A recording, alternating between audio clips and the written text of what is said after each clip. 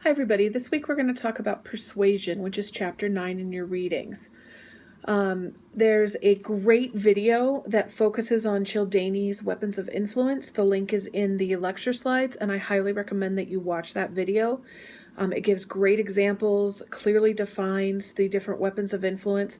You'll need that for your homework assignment. But in the meantime, I'm going to expand on what's in the book on page 126 because I don't think it covers quite enough. These are really important aspects of what makes a message persuasive, especially when it's used widely in sales, which is why I have you do the homework assignment that I do. So first we have reciprocity, which is the notion that someone is doing you a favor. So if you've ever received in the mail from a charitable organization, here are free address labels for you to use. Now give us money. That's reciprocity. They're giving you a gift in the hope that you will do something in return. Another common use of reciprocity is moving. So if you've ever helped a friend move, sometimes you do it because you hope that that friend will then help you move later. We have scarcity, which is the idea that a product won't be around much longer. So you think of those items that are only available for a limited amount of time. So my favorite examples are McDonald's with the Shamrock Shake. It's only available usually in March and April. The McRib, only for a limited time. Something that's exclusive, an antique. There aren't a lot available to you. Authority is someone with expertise who vouches for the product. So that's if you see an advertisement for infomercials will use doctors quite often. For a while, The Biggest Loser advertised for Extra Gum advertised using trainers from The Biggest Loser. So it's using someone with expertise to sell that product or to vouch for that product. Consistency has to do with staying true to your commitments. This is something that you'll learn after you graduate, or those of you that have already given to a charity before. You'll get phone calls or letters from them saying, since you gave us $10 last year, will you give us another 10, or will you give us 20 or 50?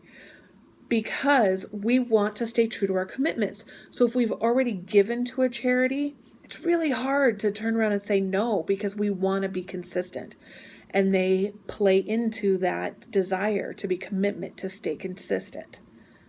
Also liking, and this is using a spokesperson who is attractive or admired. That's why you see celebrities selling different products. You might see Taylor Swift selling CoverGirl cosmetics. The Matthew McConaughey,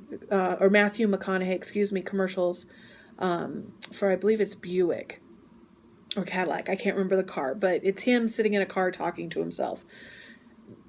That's the principle of liking. It's using people that are attractive or admired. Social proof is the idea that everybody's doing it. McDonald's is the king of this. Record sales are the king of using social proof. In the video, it's called consensus. But it's that McDonald's part of the sign that says billions and billions served. It's an album saying most downloaded. Millions downloaded, diamond sales. That indicates that a lot of people have purchased this item. So you should want to do this too. You also want to make sure that you understand the elaboration likelihood model. And this model came about when presidential debates went live on TV.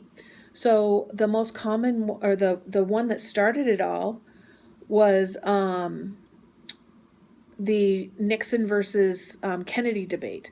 So people that listened to the debate on television said Kennedy won. The ones that listened on the radio said that Nixon won. And this is because the messages came to them on the radio. They were more focused on the message itself. So they were analyzing things through the central root. They were more focused on the message itself. So they processed it at a deeper level. And that caused a lasting change for them. For people on TV, it was through the peripheral vote. They were looking at more superficial things because Nixon was sweating. They felt that he was not trustworthy. They weren't listening to his message. Kennedy looked more poised, so they felt that he was the winner. And you'll find that this still happens today. Understand the heuristic systematic model, which says that we're more likely to pay attention to peripheral information if we're willing and able to use the energy necessary to process the message. You go for looks. It's an immediate heuristic because it takes a lot of energy to go through and really focus on the message itself. The behavioral intention approaches, there are two of them. First is the theory of reasoned action, and this model of persuasion offers that messages influence attitudes, which influence behavior intentions, which then may or may not lead to a behavior change. And really closely related to that is the theory of planned behavior, which is the same model except it adds a sense of self-efficacy. And self-efficacy is a belief that you can do something. So if you get a message that says stop smoking and you smoke, if you want to quit and believe that you can quit, you'll quit. If you don't really want to quit and you don't think you can quit, you're not going to. That's what theory of planned behavior says. It's that belief that you can do something. So if you don't think you can do it, you're not going to. We revisit social learning theory in this chapter, only now it's called social cognitive theory because it adds in self-efficacy. Again, that belief in our ability to do something. So it doesn't matter if you see someone getting rewarded for bad behavior. If you don't think that you can enact that bad behavior, you're not going to. So now it's social cognitive theory. So make sure you're really clear on that theory as well. I talk a bit in class about the dark side of authority, because it can have strong implications. There were some experiments done in the 1960s by a psychologist whose last name was Milgram. And he asked people to ask a question of a subject, and if they got it wrong, they received electric shocks. So I want you to think about that. Would you today, knowing what you know about the world, would you give someone electric shocks? The crazy thing is, a lot of you are probably sitting there going, nope, I would never do that. That's just awful. I could never do that to someone. But a group of people in France not that long ago created a game show and mimicked the Milgram studies to see how far people would go for celebrity in a game show setting where they were asked to give electric shocks to a subject. And it was called the Game of Death. And I have links for that in the lecture slides that you are welcome to look at. They found the same results as Milgram. About 65% of people stopped. There were some that went on because they were told continue doing the giving the shocks. They were debriefed, and for those of you that aren't completely familiar with the Milgram experiments, before you watch it so you know, it was staged. It was an actor. No actual shocks were given to anybody, so nobody was hurt.